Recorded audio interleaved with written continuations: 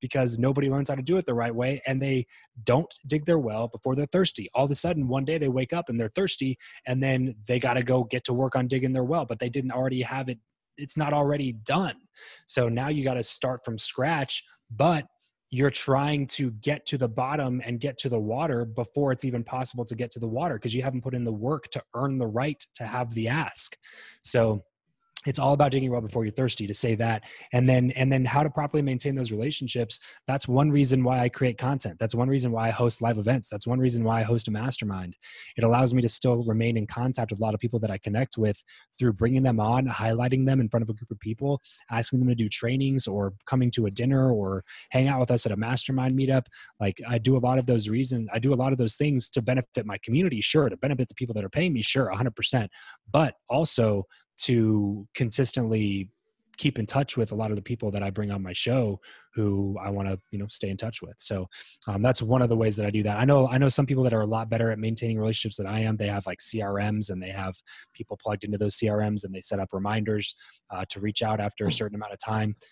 Those people are next level. But for me, it's just keeping a constant eye on the people that I really want to connect with, and going deeper on a few relationships rather than being really widespread and being shallow with a lot of relationships.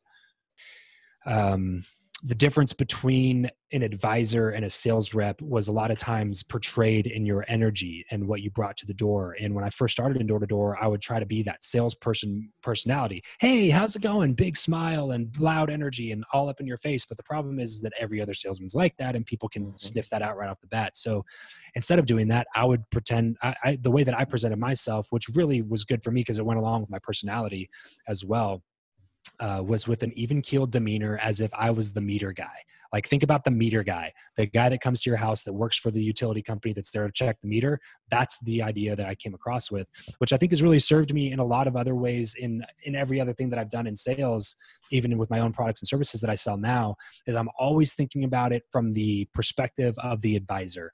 How can I become the trusted advisor from this person, where they're no longer looking at me as a salesperson? They're looking at me as they would look at their mechanic, right? Like, their mechanic is just giving them it. That's why mechanics make so much freaking money, because they know that you don't understand anything that's going on under the hood, but they can sell you anything at that point, because they could be like, oh yeah, you're, and they could make up a word and people would still be like, all right, how much is that? You know what I mean? Like, and me included, by the way, I don't know anything about what's under a hood of a car either. So, like, that's what I'm thinking. Like, I want to be the mechanic. I want to be the guy that you're just trusting for advice. And then I happen to also carry the solution to the problem as well. Sure. So it's always starts with give. Give without the expectation of receiving anything in return is always the first thing, because the more good you put out into the world, the more good you get. That's just a fact. It's the law of reciprocity will always have your back. And people are always so worried that, okay, what if this person takes advantage of me, whatever. The law of reciprocity will always have your back. If you give without expecting anything in return, and that person doesn't give you anything in return, don't worry about it, because at some point later on down the road, at some opportunity is going to come your way that you weren't expecting, because the law of reciprocity always has your back.